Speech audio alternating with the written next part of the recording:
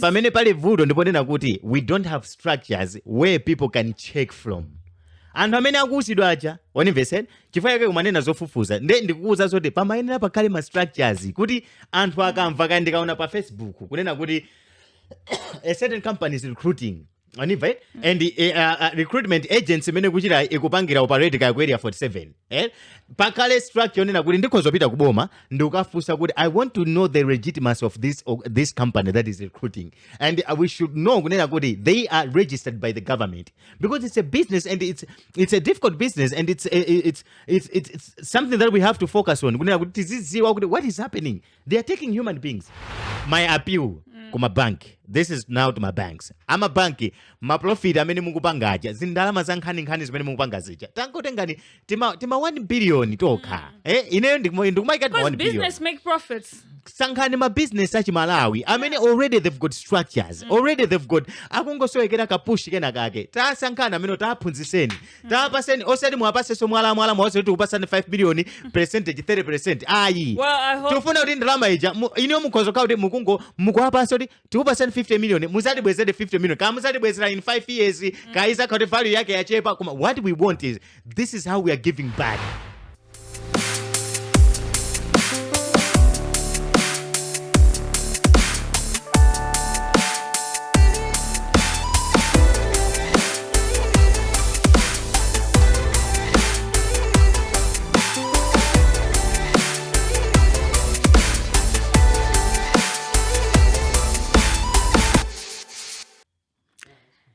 Hello, lovely people. It's another podcast right here on Podcastmalawi, and this is Emergency Meeting. Emergency Meeting is all about coming in the boardroom and talking about different things that are happening in the world, and especially here in Malawi. And of course, you're with me, Ngugi International.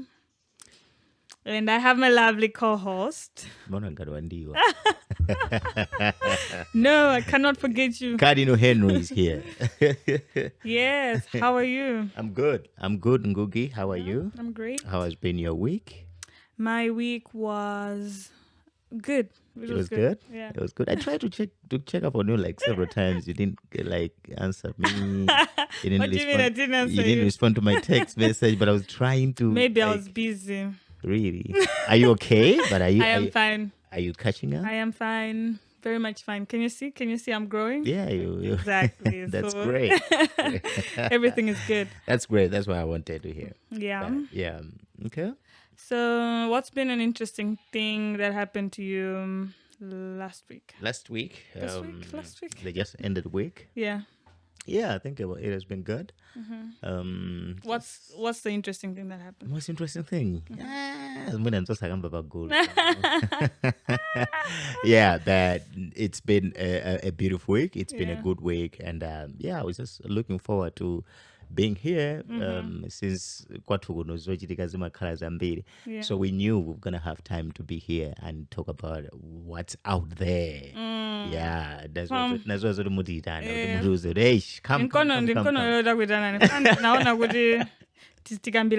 yeah, of course. So this week I saw there's the documentary that came out. Yeah.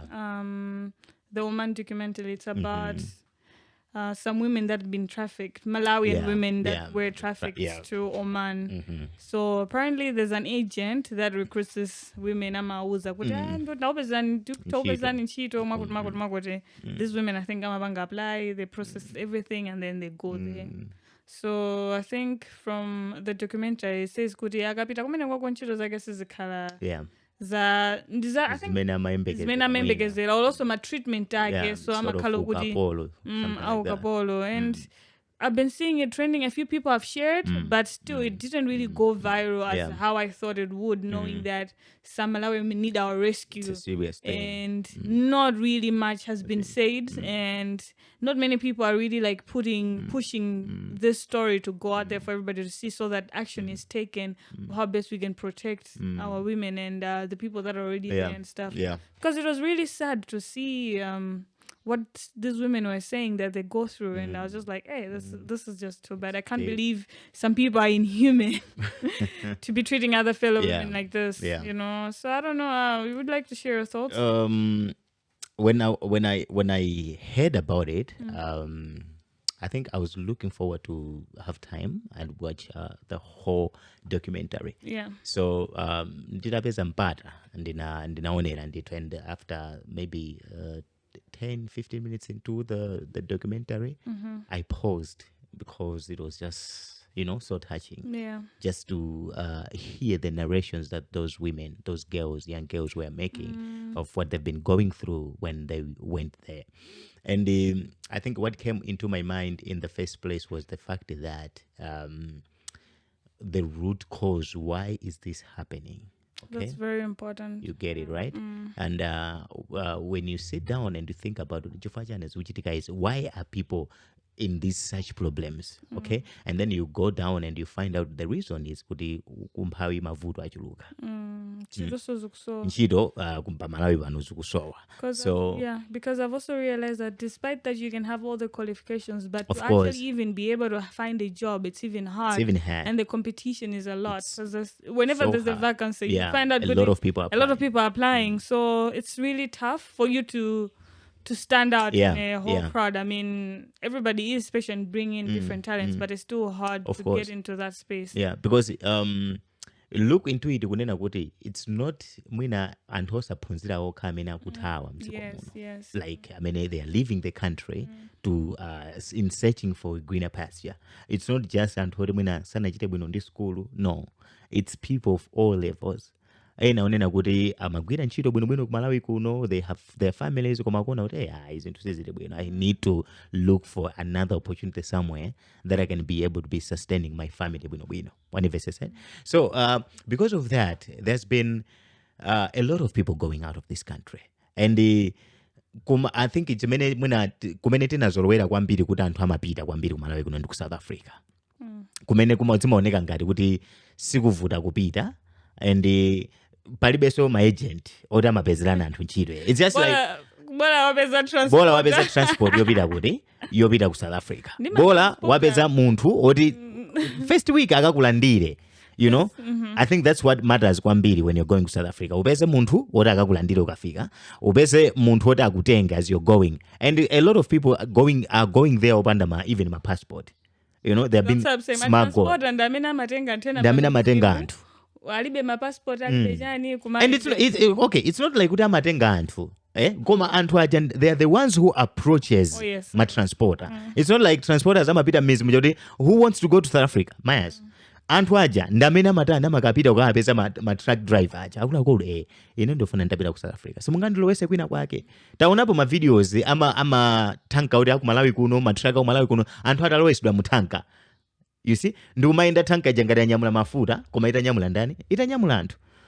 Because people are planning kunena kuti I can get ka 60,000 kwaje ndimulipire what truck anditenga akandisiye kuti akandisiye South Africa kwaje, because what I can manage panopa ndikupeza ya transport yo kuti ndikapita kuja ndikuona ngati kuti ndikakwanisa panga chani, ndikakwanisa panga survive. So chimene chikukulira ku Malawi kuno ndi kuti tili mauvuto wa umphawi, mwina ngati boma sili kukwanisa kupanga create an environment that is conducive for people that has education or people that has an ability maybe to do business. So chifukwa cha zimene zichazo zikupangisa zinthu unena kuti anthu apa akhale moyo opanika and akhale ndi maganizo otani onena kuti teni tipite kwina kwake tikafusire ntchito. So in every situation pavuto lina lililonse likamakhalapo anthu ena aso amapezerapo mpata opanga ndalama. Yeah. So what do you think should be done to help most Malawians that are still unemployed and they're seeking for opportunities to make money? Okay, so we are talking about manager tipangisa kuti tilankhule nkhani imeneyi ndi about the documentary yako Omani. Yes. Okay, so a lot of women, and I noticed unena kuti ambiri amene amapita ku Omani ndi azimayi achisilamu, and that lady were recruiting anthu kwambiri akumangochi. And it's simply because I think Oman is a Muslim nation, right? So I think for anthu ena kuti achikhalidwe achipembedzo cha Islamu, it's easy for them kunena kuti to adapt in such kind of environment, since ndingati chipembedzo chawo. wanivesera mmene mwina I think kumakhala kovuta munthu kupanga adapt ku community ya chipembedzo chosiyana. So ndinapanga kafukufuku kunanso kuti nambala yayikulu ya anthu amene azimayi amene women that were stuck in Oman ndi azimayi achipembedzo cha Chisilamu komanso mwina okhala kumangochi. Wanivesera of course panali ena kuti amadera osiyanasiyana komano ambiri anali akumeneko, which I think advantage yawo imakhaonena kuti chipembedzo chathu nchimodzi, so when we go there mwina tizikamvana zinthu ziwiri zitatu. But then I think when somebody's looking for an opportunity, they don't really care kuti chipembedzo chondichani. They can always adjust antena matha kusintha chipembedzo. Yeah, of course, yeah. Then as much as yes, there were maybe most people from that side. Yeah. Komano muntu akazora ufuna opportunity. Yeah, Koma kavala hijabu. Yeah, true. Utauvala mwina muli monse, utauvala ngati Catholic, utauvala ngati mwina aliyese molingana ndi kumene kuti anthu umene kusaka mwayo. So what I'm trying to say is kunena kuti pakakhala vuto pena pake anthu amapezeraponso mwayi otakhoza panga ndalama. That is why we have my agent amene they are recruiting anthu aja. But they are not being open what kind of transaction is happening. Because what I didn't understand was this agent, akatumiza zake kumene kwako yeye osabira yekha. I know. Ngati kumene kukuoneka kuti kuli mpamba andalama weni. And she knew what she's getting those women into. Because of course. Why you yourself not going or letting your relatives or whoever to go, but you want other people to go? I know, we're not sure kuti pagulu pa Japan panalibe azinzake or azibale yake, we're not sure about that. Koma iyeyo mwina anasankha njira yonena kuti I'm gonna be an agent helping people going there. And I'm pretty much sure she knew about the conditions down there. I'm pretty much sure she knew. She didn't. No, atoka iwe that is why amatawa, you know. Koma mwina anamba nokumva zoti anthu aja kapita mene kwambiri sakumapangidwa treatment. But still she proceeded on recruiting people. Because some people are just greedy, because her recruiting those people, it's more money for her. Yeah, of course. So it is more like, muzingo bilila kumene go janchani. Yeah, she's happy because she's sending people. And she thinks she's helping. Yeah. No, because she's also, as much as she's trying to help, we understand the thought, but maybe she's just trying to help. But these people are wapitisa kumalo kuti it's gonna scar I mean azimai amene wakapita mene wakavutika, which is not right. Which is not right. So mzimaoneka kuti ma agreement amene amasainira anthu aja, si ma agreement onena kuti antendere ayi. Chifukwa what basically was happening is kuti anthu aja amagulisidwa. Wanivesesa? Anthu aja amagulisidwa kuti because amapita kumene uja osamagalandira ndalama. Wanivese kupita umene uja ndikulandidwa ma passport, which is not like a normal labor export that we've been talking about. Wanivese, so people were being recruited ndikumapita ku Oman kuja. The moment they get to Oman akulandidwa ma passport. You see, akulandidwa china chinyo mwina mafoni so pena nkumalanda nkumagwirisa ntchito anthu aja mwina osamapuma. I hate people ena apanga complain kuti siti magona timapeza kuti gona 1 koloko 3 koloko tikuyenera so tirani tidzuke tiyambe kugwira ntchito. Mwezi ukatha we're not getting anything. It was like slavery. So muntu uja still I'm pretty much sure she knew what was happening there because anthu aja I know ndithu kuti atakumana ndi zinthu sezija mwina they were able even to give feedback kuti koma amwali zimene ntchito zimene tapeza kunotu ndi ndizakuza kuti this is what is happening, and maybe she might have been saying what you are saying kuti tazingopitirani imene ndiye ntchito and all that. And in the end anthu aja sakulandira ndalama, you know, miezi ikutha anthu ajapeza kuti they are being harassed, and they were being sexually harassed kumene. You see kuti akubwera bwana wawo akubwera ndi azibambo ambirimbiri, and these are people that doesn't have a say kumalo kwa inake chifukwa chiti wani already alibe mapepala oti akhoza kunyamuka ndi kuthawa because their passport have been confiscated, you know, so they can do anything because they were like slaves. So akhoza kuwapangira chinthu china chilichonse. So ena amagonedwa, and it reached to an extent unena kuti it's not like the normal sex, you know. Yeah, they are having sex from like with them like from behind, you know, which is from behind wage sikuti wa behind wina mene manziwa kumano. That's normal like, to some people. No, but it's abnormal. That's the normal to some people. It's abnormal kulowa kosalowedwa, you know. So what we're trying to say is those people were being harassed, not being paid, ndikutenga mapepa lao. So all this now it's taking me to my agent nosopano kuti kodi boma limaziwa za ma agent amene akutenga anthu kupitisa ku maiko siyana. We're not just talking about Oman. Alright? So chifukwa cha umphawi ndi mavuto amene mwina anthu akumana nawo, people will take up kind of chani, any kind of opportunity that appears. But then, who do you think is to be blamed in this case? The agent, azimaya amene amapita kapena government? Ndi vuto lonena kuti lili ndi anthu ambiri amene akuyenera atachitapo kanthu kuti zinthu zitani, kuti zinthu zilongosoke. First of all, ndakamba za boma kuti boma, do you know of the agents that are there? I don't really think that's government responsibility, to be honest. It is. Checking, no. It is. Wait, to be checking. Kodi and of course they should be aware of what's going on. It is. Because it's like you are operating without registering or maybe being licensed. Komano, people can lie. Good I ndimabang agent ndimatumiza anthu kwakuti zimakhale legit jobs and everything like that. Also zozo uri kumena kwatumiza anthu akazuza. So where you go to the government registrar, ndi business ndi agent ndimabanga zakuti. Okay, cool.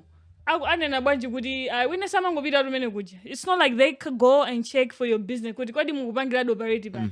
Kapena zinthu zanu zimenda bwanji. Wina samatopita kwa register.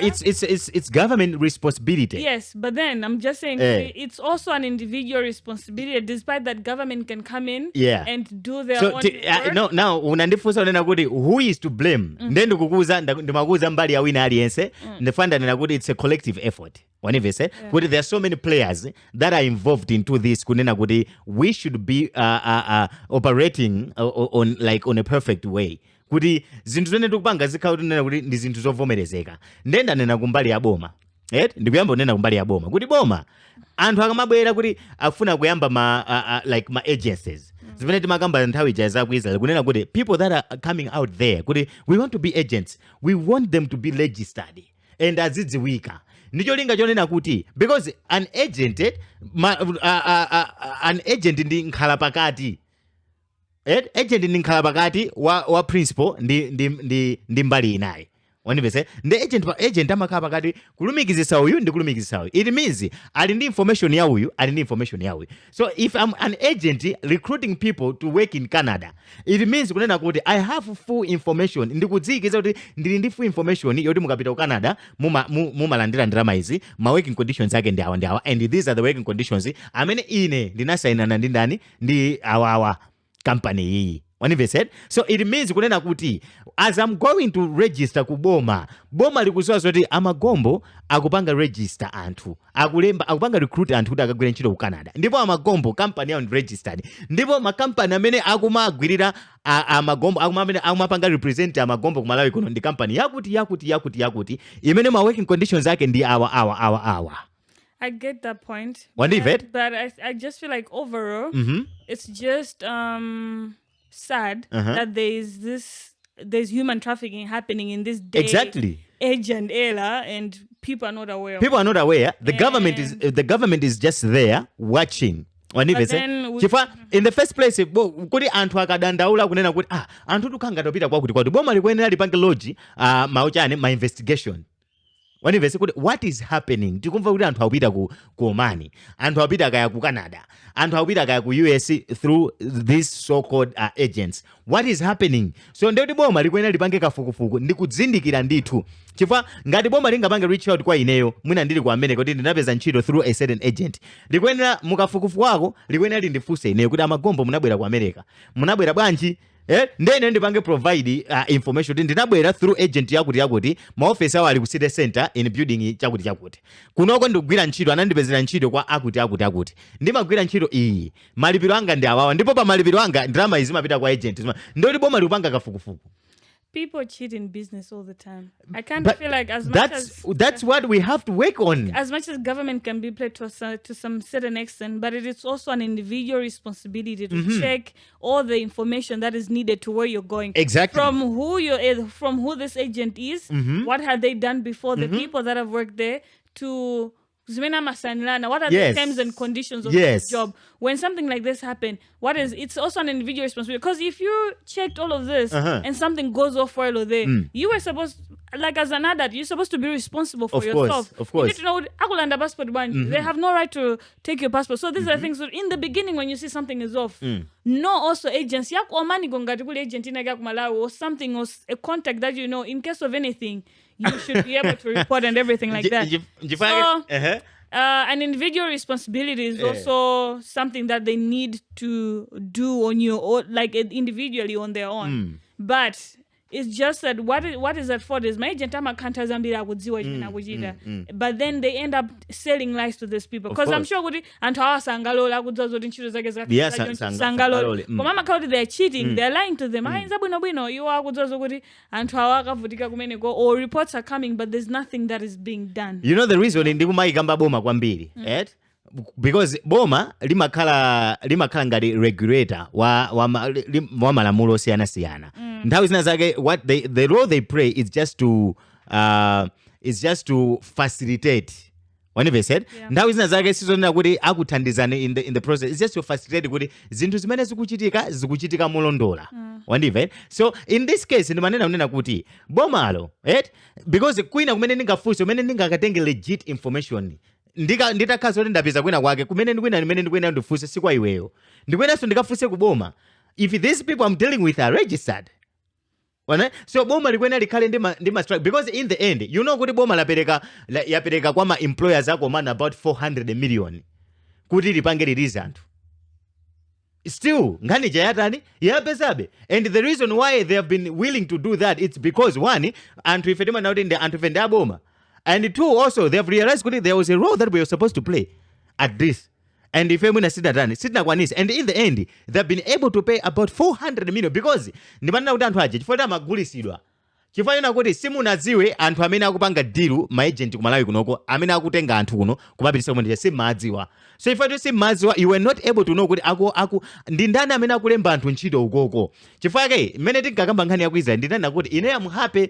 The reason I'm happy is the government of Malawi is involved. Ndicholenga choti if anything happens, if tikhoza kuzuka lero ndipita kuboma kuti mukudziwa atu kuno ma agent amene amalemba anthu kumapita ku Israel. So you have to do something mwatenge mupite if anything is happening to Israel, you have to go and take the people back to Malawi kunoko. And the government can willingly do that because they were involved in every process. So the reason why they are paying money to them is because they were not involved in the end, because Anakakauti, they were involved in the first place.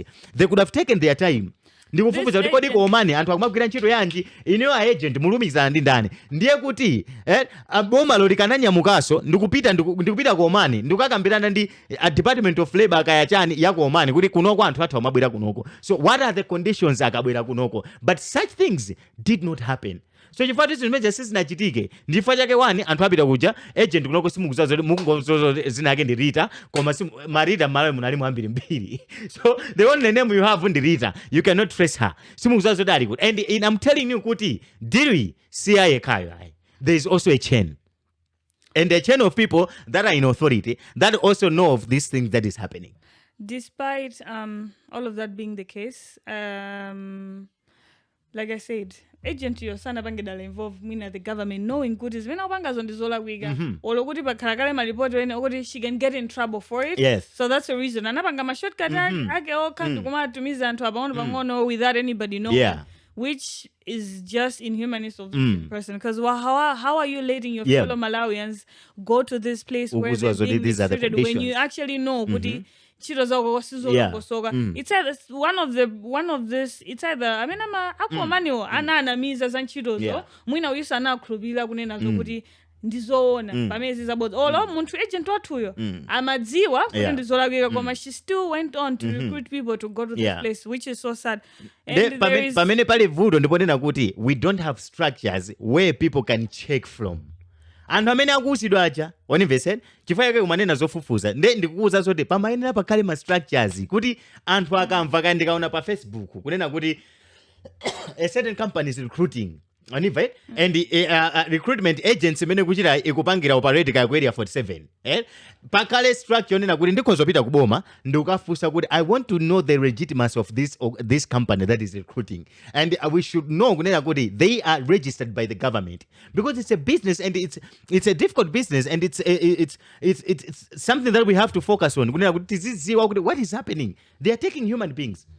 Yeah, I mean, I totally agree, and we can still talk more and more about this. Wambi. But I think right now I can just wrap up to say, my fellow Malawians, please make sure that whatever job you're getting yourself into, especially outside the country, or even here, but especially outside the country, do a thorough research of what this job is about. Yeah. Find out information ya agent amene akupanga ni recruit kuti zinthu zonse ndizoyenera sign a proper paperwork Yeah. with them. Find out, do research, find out this ngati anthu akomani also ndabwinobwino, or what's going on there, who are some of the people that have gone there, what's been the feedback, so that you do not get yourself in this kind of situations, because this is sad to see. Yeah. Instead of people going to seek greener pastures, now they're even coming back empty-handed, Of course. broken, Yeah, messed up, and everything. And we don't want that. We don't want that. But also, Okay. if maybe there's more opportunities, this is to the government to say, if maybe there's more opportunities for our fellow Malawians, some of these things could be avoided. You know, let's try to have. Mwina even on antena matuka ndima business idea kwa maikuso anti-funding. So I just wish there were more more sources of money in terms of fellow youth to get access to be able to do several businesses and all these other different opportunities. I hope we get there so that Antambili they're helped. And I don't even know what happened. As you're closing, you know, this 1 million jobs. 1 million jobs. You know, this I'm appealing to the government. This I have to address the government. Zimene manena zija kuti pa point mene tikuteka point tikunena kuti boma la Malawi through the Minister of Labor kaya ndi Minister of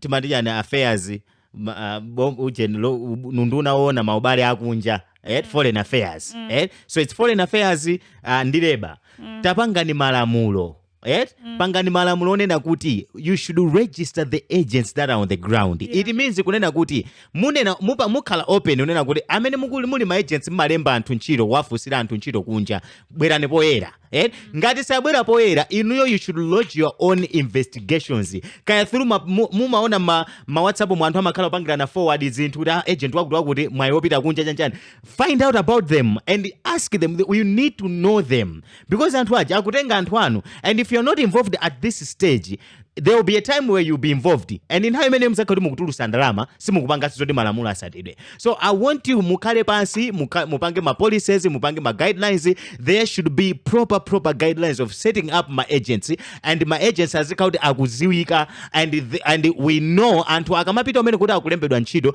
tikudziwa kuti makampani amene akukalemba ntchito ola anthu amene akukalemba ntchito ndi awa, and these are the agreements. Zinthu zimene akusainirana ndizi kuti ndalama azikapasa ndalama izi kaya kwalipirira ma air ticket alipirira ma air ticket inde koma ma air ticket awo ngongoleyi azibweza azidulidwa pa mwezi, you know, which means unena kuti nthawi imene ma contract amene aja they are being terminated tikuziwa unena kuti kaya ngongole munalipira kaya kwasala ngongole, this is how much you have to pay, because what happened panopa boma lapereka ndalama kwalipirira ndalama za anthu kuti anthu aja agwira ntchito umene uja mwina kwa zaka komano they were not paid. So boma apapa mupaunike pangani madongosolo bwinobwino, register those agencies and mukhale ndi information ndithu ya anthu amene akutenga anthu ku Malawi kuno, and let's stop human trafficking. Yeah, we cannot be human trafficking at this stage, but brother to BBC Africa and the journalists that were able to work on this project to tell us exactly what is happening. I'm sure some people didn't know but actually having this documentary out there, we are actually able to see that these things are really happening and then something must be done. Yeah.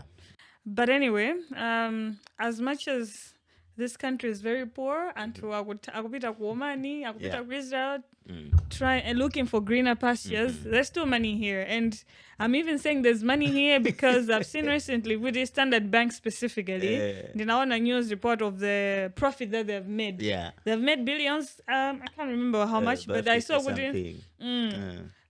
billions have been made as profit, and you can tell if they're able to make this kind of billions as profit, and this is just one of the banks in Malawi. Most of these banks make profits, which means there is money in this country. Yeah, and I really don't know what in drama Of course, I know what Standard Bank is not a Malawian bank. It's but they're making money here. They're doing yes, but I'm saying it's not an original national bank. Do you yeah, I get it. It's bank you're different African, you know. So I really don't know what in drama profit. What do you mean the bunch? I want to understand profit how does it work exactly? We've got, if you have an idea. Yeah, we've got several banks. Malawi Munomo. I don't know. I think mwina amene timadziwa mwina ndi about 8, if I'm not mistaken. Like these are like commercial banks, the banks that are trading down there. Kusunga ndalama za anthu,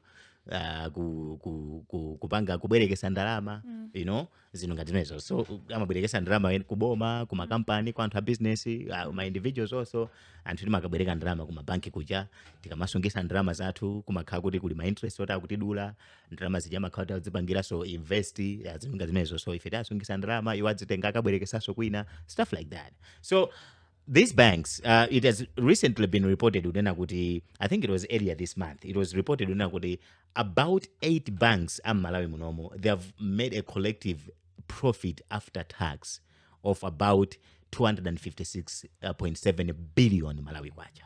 Okay, so this is a profit. Yonena kuti tachosa china chitu chose.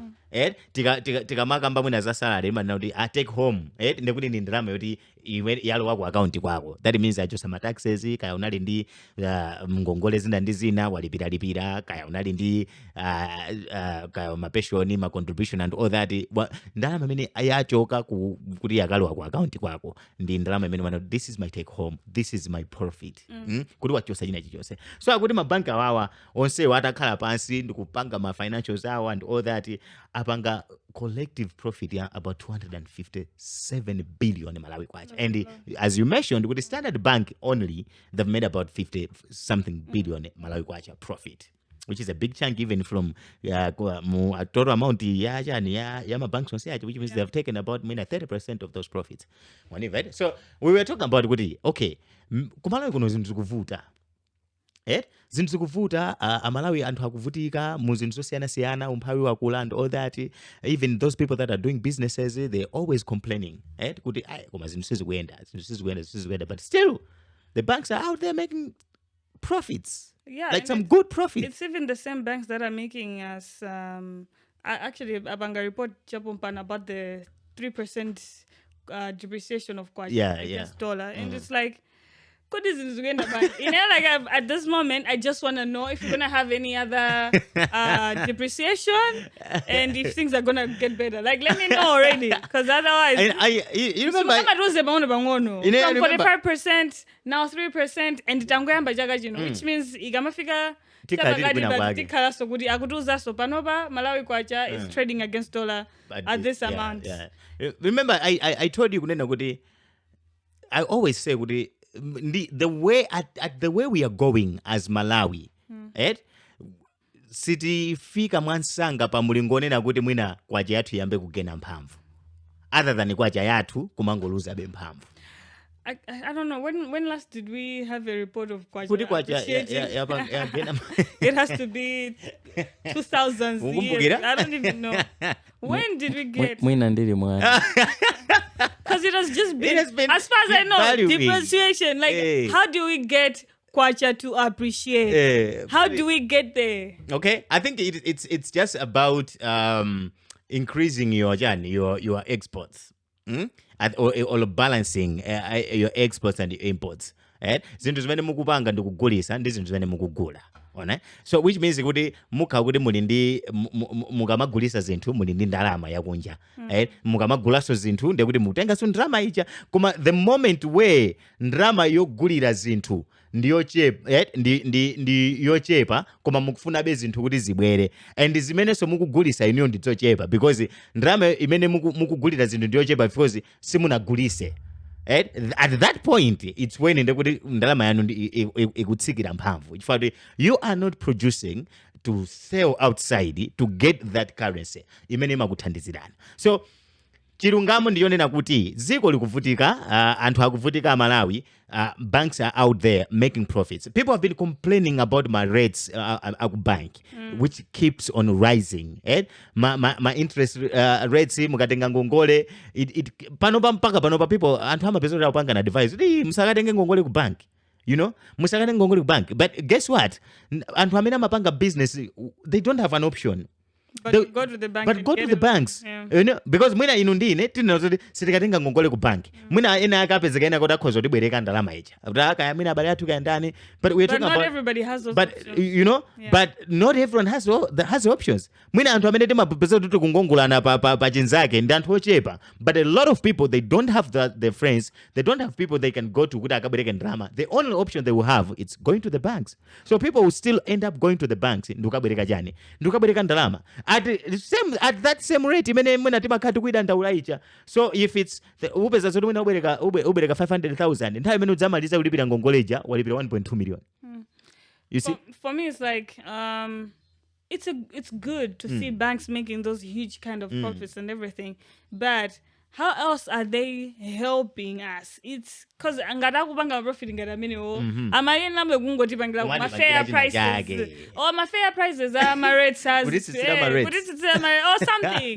Or if they cannot do that, at least the money that they make, I'm sure kumalawi bekumeno kalanda that they have to use for their development of their business. So at least atamaibanga be muzintu zina ndi zina zimene tikuvutika pa Malawi pano kuti we should all develop this country together limodzi osati of course being too greedy kuti this is our profit, it's our money and tikapangira zawo it's okay, but let's also invest back in this country. Let's invest back in different projects that are happening kuti mwina or just to start appreciating sometimes I think in whatever way that you can put it back. What do we need to do as a nation? I've always been saying this. I said this the first time that I had an interaction with this platform. If we will forever be complaining about devaluation. If we are not investing in manufacturing or in producing export quality products, export quality goods, if we are not doing that, then we should forget about ndalama yathu kuti idzakhale stable, kuti kapena idzakhale kuti kupanga gain, it's been appreciating. Chifukwa chonena kuti how is it going to be appreciating when you're not producing, when you're not selling anything? Mukhala bwanji ndi ndalama ngati simu even pamoyo wathu watsiku ndi siku ukhala bwanji ndi ndalama munthu sukugulisa china chilichonse. You see, so people have money chifukwa amakhala akugulisa their services to companies, to organization, they akulipidwa salary. Or people have money because they are buying zina zake ndikumagulisa, they are doing businesses. So the moment you're not selling anything, the moment you're not producing and selling anything, there is no way you can have the money. And for me ndimanena mubweza nkhani ya zimenana nena kamuzi chuma chili munthaka chuma chili munthaka, but what do we do siti kubanga no invest muzintu kuno I feel like we have so many good fresh vegetables tilindi mwina mvula chaka chino yativuta ende mwina ndi kanthaki na mvula yakhaye kuvuta komabe tilindi malo ndeti linawo olima we can do irrigation, that's something good. Maybe not about the rains, malo tilinawo nthaka yathu ndi abwino titha kupanga grows zosiyana. It's just a matter of selling our products out there. Kuti Brandon Jones in the building. It's just a matter of selling our products out there. Kuti anthu aziziwa kuti kumalawi tithogulako chakuti tedza anthu ena tuzozori amatha kupanga export zinthu zina ndi zina chimanga ntedza soya and everything. Mpunga athu ndi wabwino. Like I keep saying, we have one of the best rice in this country. But no, I saw 2 weeks ago the president when he was in North amakatsekulira scheme ina yake mene kudzipangidwa mpunga. I'm hoping because it's an irrigation scheme that has a coverage ya mahectare ambiri ndithu kuti they will be able to be producing mwina zinthu zambiri zoti mwina will be able to be like exporting. Mpunga wathu ndi wakoliti yabwino kilombero timachuka ndi kilombero. If we can package that properly and be able to be exporting outside there, we'll have some good monies whenever said. So kumalawi kunoko ndalama ziliko kamuzana nakalo chuma chili munthaka, but what are we doing? Okay, so it's high time we have to be investing in zinthu ngati zimenezi, but as we know ngati siri kupanga izizi ndalama yathu ikhala ikumatani ikumafoirabe. So amabanki tikwanena kuti akupanga ndalama kwambiri. So what are they doing? They have to be paying us back. Corporate social responsibility. So invest like all of pezani malona amene mukwapasa chinyamata oti ali fair enough so that a lot of youth can be able to have access to this fund. Mwina my profit mukabanga. Invest back in the youth in this country. Exactly. Bali nyamada mbia ndi my ideas osiyana siyana. Odi akamukapa samaloni abwino cuz tazi nema kama collateral but what else can you the security the security about the money, but also let us have opportunities that maybe that shouldn't be the only case. But in Tandamazina, just give out and help. Exactly. You know, find a way of how they can return, they can give you back some of that money, but just make it as accessible and flexible for many people. Then for me, if I'm gonna create a business, I have funding for it. I'm employing some people. Exactly. These guys are gonna grow. They'll also have some ideas. They're gonna get funding. They'll employ some people, and that's the chain that we can actually have and starting to reduce unemployment in this country. Imagine if a Standard Bank comes up. 1 billion, 1 billion we're investing back to hey, 1 billion if Standard Bank just comes up, if you are Malawi, tabanga profit ya 55 billion, okay? So tufuna 1 billion iyi. Chimene tukufuna kuti bank ndi all of 5.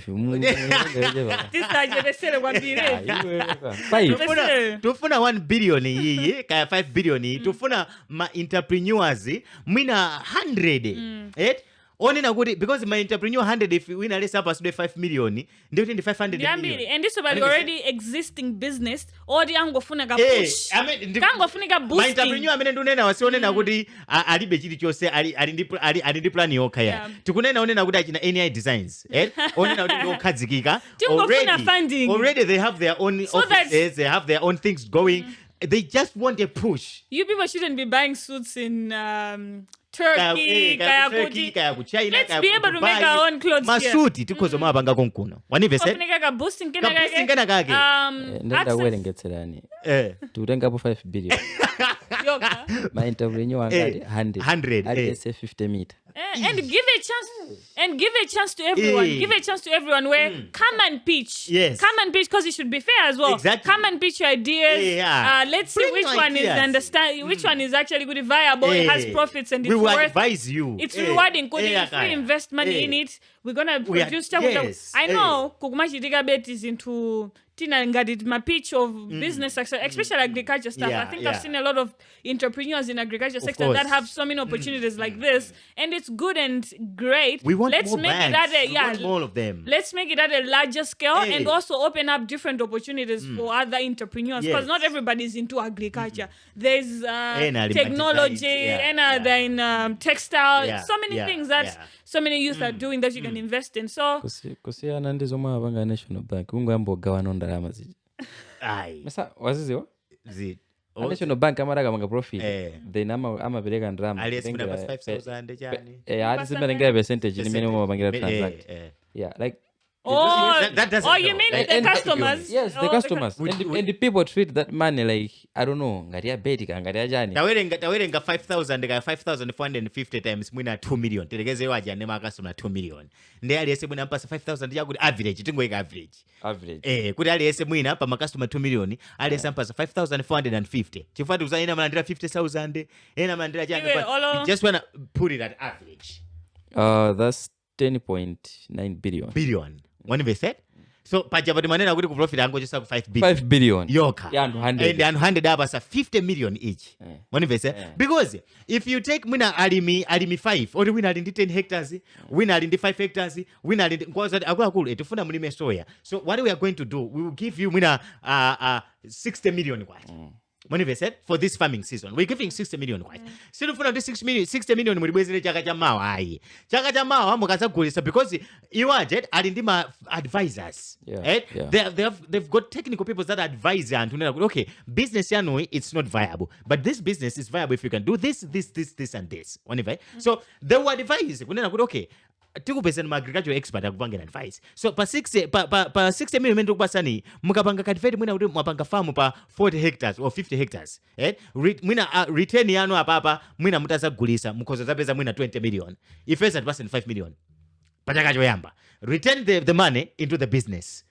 Ndiye kuti it means next season mukuzaonjeza mwina 2 hectares, mukuonjeza 3 hectares, mukuonjeza 5 hectares, ndiye kuti anakupanga push but ndalama jesi mukwabwezera nthawi yomweyo. You know, the moment That's why they have in 5 years. arrangement. In 5 years, mwakula, you've got your own tractors. Mabele kama tractors in the first year, you don't have to borrow anymore. You have your own tractors. You have your own machines. Ngade ama designs. Kuti kaya poyamba mango makasokesa zina ku South Africa kama makatani makalumikisisa zina. Now you have your own machines. Masuti aja, you are able to start. Kumalawi kuno kuli anthu amapanga masuti. Like Anyamata, they have suits like from the ground. Yeah. In a studio yanga beni navala pa kwati. The studio didn't nagaso. Nasoka konkuno. So it's the same suit. You just put a tag Pierre Cadin. Kungo ika Pierre Cadin apapo ndeuti azona ngati ndi Pierre Cadin yoti yachoka kuti yachoka kwa America. You see? And that's what people are doing in Dubai. Dubai ku China kuli kumabwera ma Indians machani oti they are having producing my suits aja opshaja ndikungwaika kalebo ka Pierre Cadin. Ndungwaika kalebo kena kake and you buy that suit in a shop ya Dubai. Ndi umaona ngati wakagula kwa America. When zimene zozo zasokedwa mwamba mu shop. And this is the fact that we can still be able to produce those kind of quality clothes right here. Exactly. I think one of the other biggest barrier, I know it's because mina so chifoti country atu ndio poor. Ndijifajage kaunjika uja ndio poor. It's poor. Kaunjika uja so ndamina mabangisa so kuti mwina okay, let me just give this example before I even go there. I'll tell you Nigeria, many people wear Nigerian made clothes. Yeah. My fashion, my celebrities, of course, Panoba, we've had a few celebrities, Panoba, they have been supporting fashion designers, they're wearing their clothes and stuff like that, which is good. But Nigeria support their own, they wear most of their own clothes. And unlike Malawi, we usually buy kunja, kaunjika, and everything like that. But I mean, there are a lot of good designers that you can collaborate with. Exactly. Because that controls your market. You're not just buying anything. Yeah. So it's what we call that trade embargo, where you put some ban on importation of some other things. Kuti kumalawi kunoko sugar sirimapanga import kwina kwake. Because as we are importing sugar malawi kunoko, it means we are taking out the forex that we have. Chifukwa kumalawi kuchasitika gula ndi malawi kwacha, ku Zambia sitika gula ndi malawi kwacha. One of said. So it means you are controlling. So if you say sirimagula zovala ka sirimalola kaunjika uta akubwera, it means you've created an environment where mabanga empire local designers. Yeah. There's a lot of things involved towards that because the reason is why is over amina zosoke sazimata kudula kwambiri and people prefer to go just there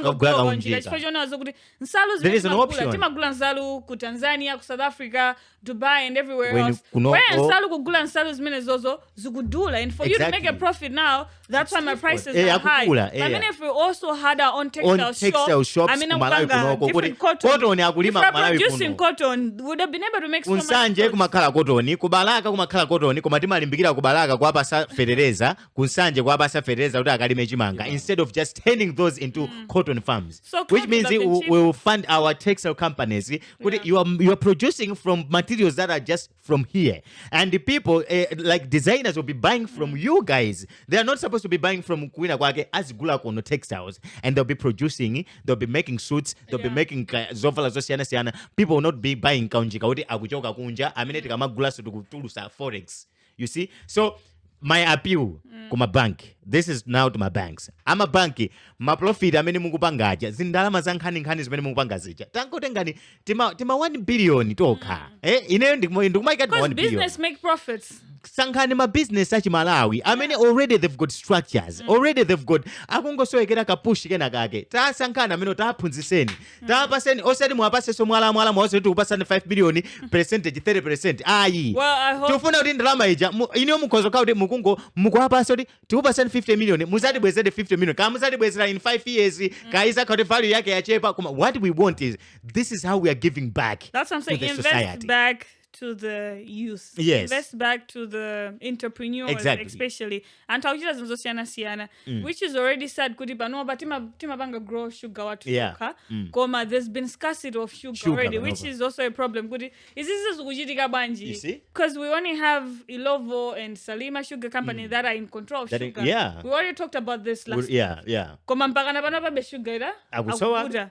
ndiye mwina chikhaza kuti pana anthu ena kane ndi opportunity ine yopanga sugar bwezi kupanga koma tizidya sugar ku Zambia zoona. So panopa we are importing sugar from Zambia because Lilongwense ino panopa akumwa sugar ochoka ku Zambia Lilongwense ino.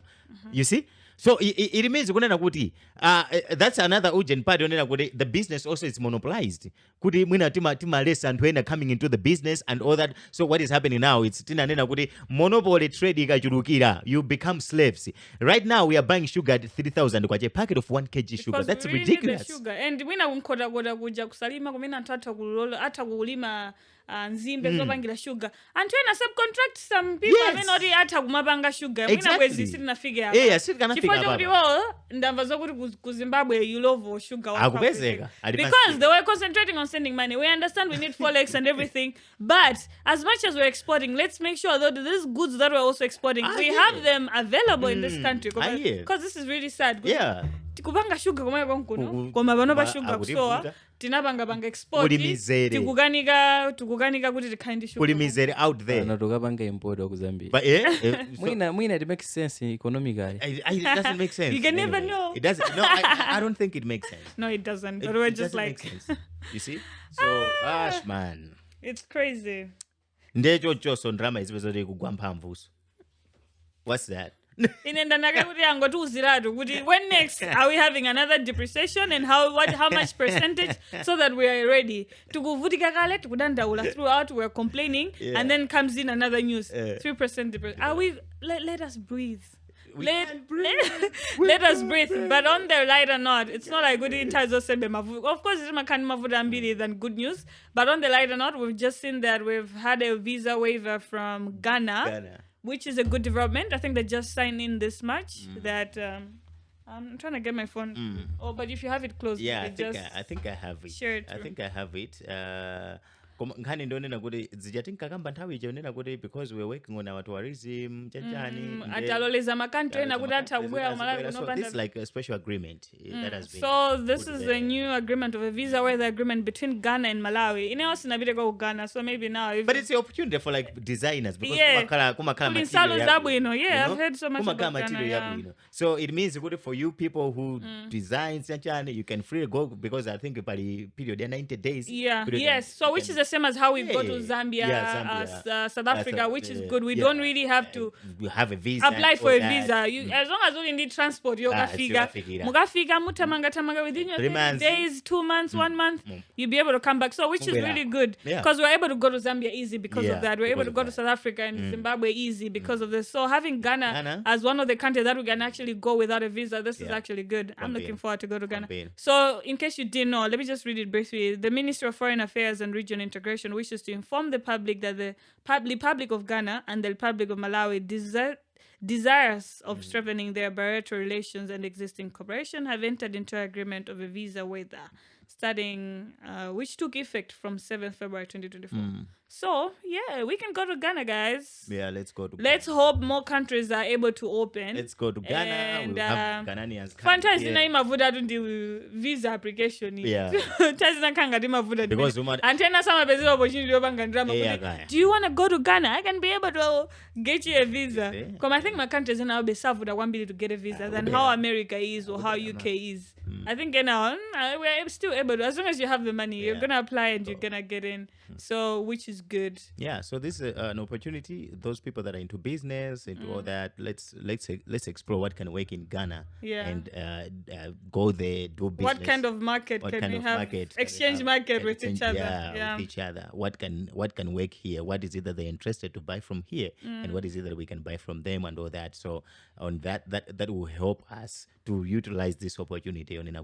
There is no barrier pakati pathupa. We are able to exchange. We are able to do business as two different nations. So that's something good. And that's still talking about good things. Last week there was a trending video. Chimang. So I'll say good news to me because I'm saying on an angle of how Bushiri went on to help this child. So backstory: this child was found kuda mabajimanga. I don't know which area. Salima, yeah? Yeah, Kusalima, and then there was anamugwira. Okay, for me, right, I didn't like the torture that they did to this child. It's good, it's bad, yes, good amaba and everything. I feel like the torture was really too much for a child. Because like that was really too much. I kind of feel like, first of all, amabaiba ndikoyamba chachitika ndijani and chimanga komana I heard okay through I think akumufusa na kuti chimanga makaja soyeka and chimanga umaba kukaja weka kapena for your family and stuff like that, but we're not promoting stealing at all because now it looks like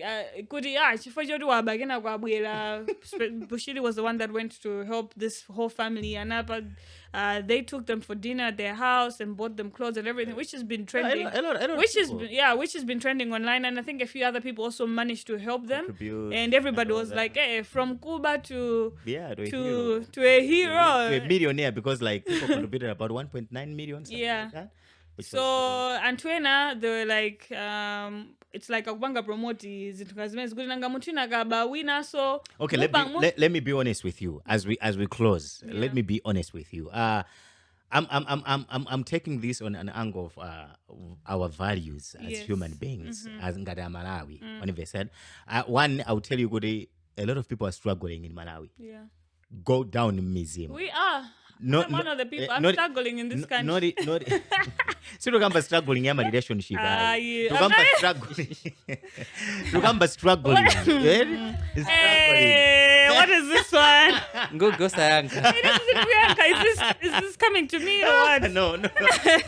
Maybe you're not talking about me. No, I'm talking about struggle. Proper struggles. There's money problems. Those are real struggles. So how can relationship should not even be part of problems in Malawi. Those are personal problems. We are not talking about those kind of problems. But we're talking about proper issues that are affecting this country on a day-to-day basis. Okay. But go on. So ndibanena kuti kumalawi kuna anthu ambiri akuvutika. Anthu ambiri akuswa chakudya m'manyumba, like they are living on a basis kunena kuti sitikuzwa kuti tidya chani lero. You know, a lot of people, not just kumizi, even in matauni momwemo. When you said you have people coming into our gates every day, like asking kuti kodi mulibeka ganyo kena kake. Like, you know, like people kuti muna saa kupempha kuti muwapase ndalama. Like they want kuti, can you help us tikogwira kaganyo kena kake mutipase kena kake kuti pite kunyumbako, you know. So for me, I'm like, okay, I'm looking into the values kunena kuti these things, these problems that we are facing, mavuto amene tukuma nawo asatipangise kunena kuti we should be on the wrong side of the road. Okay, kunena kuti mwina ifodi ndaba I mean for mwina ndilibe ndiye ndikabe or mwina ndipange chinthu china chake, mwina ifodi ndilibe ndiyambe uhule, you know, ndilibe ndipange ndifambe anthu. When they said, so, and if you dig deep into all those things, you will see people will say, we are doing this. When audience, all antamena kala kugida kubamba ya romane, kuti afuna akutumiza antu akunamiza mutu atumiza drama kunambala hii kena kumtuja kutumiza kumpasa kuti ndawi yake yude apeleke drama mutu nkutawa. You see, those people, if you ask them, they'll tell you kuti mavuto. All those problems are also coming in because kulibe opportunities zanchi. Exactly. So you know? So for me, this was just I don't know. I don't know how people will talk about this. A lot of people there were like different opinions on this. Ena matoko za mulungu, ena matani. But for me, I'm looking at the values, man. Like, what are we doing? Because whatever we do today, it has an impact on the generation. Whatever we do, okay. So for me, I'll tell you, Kuri, it's okay if you reward something that is good, and because it gives confidence to other people that are doing good things. It encourages them good things. So you're saying Bushiri rewarding this little boy with whatever he did is not right? Okay. There was a time chaka chomwe chinonso mu February finoti mu January kumapeto kukasungu kunachitika an incident where mwana anatola chikwama cha ndalama. No way. Chikwama cha ndalama choti munali 500 chakuti 1000. Yes. Imene munthu oti ati anangongola ndalama ya business anagwesa. And mwana uchi atatola ndalama ndrama chatatola anapita kwa makolo ake kuti mamayi ndatola ndrama. And if you could see the house imene anthu amachokera anali anthu osauka. What they did was anatenga ndrama ija ndikupita kwa munthu oti ali ndi phone ya social media ndikwazo kuti talengezesani ndrama iyi, munthu ataya ndrama iyi mulengezese. Mwanimvese munthu uja anatenga ndrama ndikuposta and it went viral and munako ndrama anapezeka. Atapezeka munako ndrama uja anatenga 70,000 kwacha from the bag ndikuwapasa anthu aja. And people onena kuti they support una kuti kuti kunja kuno kuli anthu abwino. Mwanimvese this person he is poor, the family is poor. They could have taken that money. There was a justification like ya mwana uyu kuti kulibeko kwathu chakudya. There was a justification of taking that money. But what they did is they took that money, made an initiative, and what are the odds kuti tikoza kuti tikanapeza anthu awa kuti abandalama.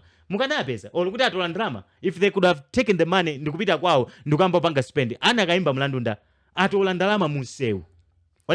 So for me, rewarding those people, and I was sad kunena kuti to learn that ndrama imene anapasidwa munthu amene yoyo ndi ndrama imene yatoleredwa ndi zimene zachitika kwa munthu uyuyu, ndrama imene yachuluka ndi ya uyuyu amene mwana amene anabayi. Because wapeza about 1.9 million agulidwa zovala, apasidwa ndrama zosiyana-siyana, zinthu zosiyana-siyana, and ena afuna athandize kumanga nyumba and all that from khalidwe kuti yoti anaba. Mwanimvese wina amene anatola ndalama ya munthu wosamuziwa ndikupanga effort yonena kuti ndrama zikampeze mwini wake, ndrama imene anapasidwa and all that, it was even less than $1 million. I get so for me, what are we promoting? I get you and I understand. So ndakupasana mascenario awiri osiyana, and the reward that we as people are rewarding. So it takes me to think kuti kodi isisi timapanga kuti tingooneka kapena kuti we are doing this to support something or to advance something. What is it? Good question. But my own take is just that it's good to see some people in this country that are helping. Of course, Bushiri Mutola indindra magalenda matandiza and that's fine and good. This is no news that he's actually helping someone else. And to see him actually going full force to go and help the child, it's actually good because we need a lot of good Samaritans. Yeah, we need a lot of good people helping other people to change other people's lives. So, which is good for me. I recommend him for a good job done. My only issue on the issue was Kudibe, the way they tortured this child was not right. I feel like those people they also need to be punished for whatever job, because I'm sure Pali, my child rose where though that is not there are proper procedures of adangompidisa kundende chabwino issue ja apolisi atane nawo oka kushana ndi the torture that they did ngakhale panopa there's no mercy for thieves fanda kumawocha because anthu akuvutika koma uyi anali mwana, and obviously I think it was done innocently kuti amangofuna kuthandiza. Wow. I think this child, I think. Why? What's the difference? What's the difference? What's the spirit behind? What's the spirit behind? Those ones are they're murdering people, they're stabbing people. But this one was just going to steal chimanga. Because and I kind of feel like wokuba Bible, wokuba chimanga. No, wait. Because Kudi amagaba chimanga, I think that's why there's been a lot of sympathy going towards him. Kudi mwana amagaba chimanga kudaga that's not an excuse. Yes, it's not. Kudi agaje bakomagage. I mean, I'm just saying Kudi on the angle why people are helping him. It was only for the fact that Kudi alibeja kuja kumva chisoni Kudi alibeja kuja nifike mpaka na wakaba endi ni mwana si muntu ankulu Kudi wabajimanga. I think sada gasegele. I've given you a horse something who did something good. These niggas never came out and do what they've done Banopa. I get it. They were there. Wait, akutandiza kale ma families Bushiri. Akutandiza ma families ora amaba. You see? So maybe there is more why he was moved. Maybe there's more why he was moved. And him being why are you not moved on zintu zina so zachitika pa khalidwe labwino? Komaso mwina mwana inalitsiku lake loti base miracle has happened. Sometimes you don't understand these things. His life has been changed over which is not understandable. It has been built on a wrong foundation. That's what I'm saying, which is not understandable. It has been built on a wrong foundation, I can tell you that. Which is not understandable. Because like, how is a blessing coming like this? Good in the bagena go now I'm being rewarded. How is this happening? Some things we are never understand. some things are built on a wrong foundation. Yes, some things we cannot understand. This family are not looking at it like that. Legit, they cannot be looking. They're looking at it like, oh my God. Yes, of course. Yes, God in heaven. You know, for me, Thank I was just like, why are thieves being rewarded? Chabuno and I mean, we're condemning zosezo. If this was an adult, mwana odi wankulu, do you think adakalandira chitandizo ngati chichi? Okay. Chabuno adakakuri above 18. Nyamata wankulu bwino. Odi ata kupita school. I mean, okay, tingoti nyamata wankulu. Mwina zinazo zisokoneza. Koma odi nyamata wankulu bwino. Do you think padakakhala anthu oti adakamthandiza family yake? Kapamene zizi zachitika chifukwa choti uyu ndi mwana? Because that's what I'm saying. I think it's the kind mwana amene anatola ndalama yotu ndi size yake yomwe. Those people ndi ama size ofanana. I'm just saying that if this was an adult kuti anampeza atabachimanga, issue yake mystery ujeni, issue yake idakakhala yosiyana ngati mwina anthu helping. Adakapita police amene just straight and actually face the law. Koma it's because there's a child and the story behind it. I think that's why people are moved. That's how I'm looking at it. But I'm not promoting to say stealing is good and people should go on. From where we standing. From where we standing. Ana koza kumakaba from where we ufuna nezoti kupanga promote ndi pamene Bushiri angankhule pakamwa kuti kuba ndi kwabwino. No. Apo apanga promote by actions. Ngati Malawi munomwe muli ana 2 million mapesesa. I don't think anokuba kuzokhala poteni pa 2 million. Probably in 1,000. Ndi 1,000 ambiri. And 1,000 amene mmodzi wathandizidwa. Uona ngati ena wata. And ndrama zomwe apatsazo. Mai ndosiyana. Wait, ndrama zomwe apatsazo. Palibepo guarantee kuti. Ena apitokaba akamangidwa apa. Palibepo guarantee yokuonera kuti family jaisintha for. Ndrama zazitakuta ndikubweraso ndikuzamba. Akabwera pa mavuto. Mwana isadzabaso. Azamangidwa. Isadzabaso. Azabaso. Sikuti mwathana ndi umphawi. Sikuti mwathana ndi kuba. Wangopangira fa mavuto. But anyway, guys, we are not promoting stealing. Kulibe kunena kuti ine tusihule ndingongopangira kuti mwina mavuto achuluka. Daniel anaimba kuti uhule ndi mtima asakunamize kuti ndi umphawi.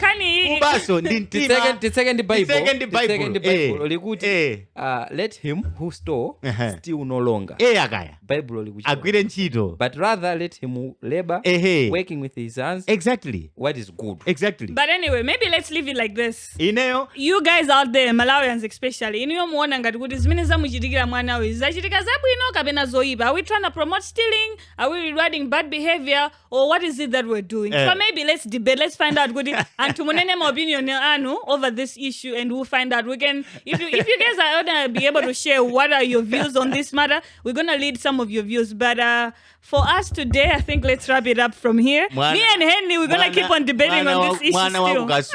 455,000. But me and Henry mukusonkhera ndalama yosakwana ndi 1 million. Kamwana kambava kabachimanga koma 1.9 million mupepu kushopa kutani.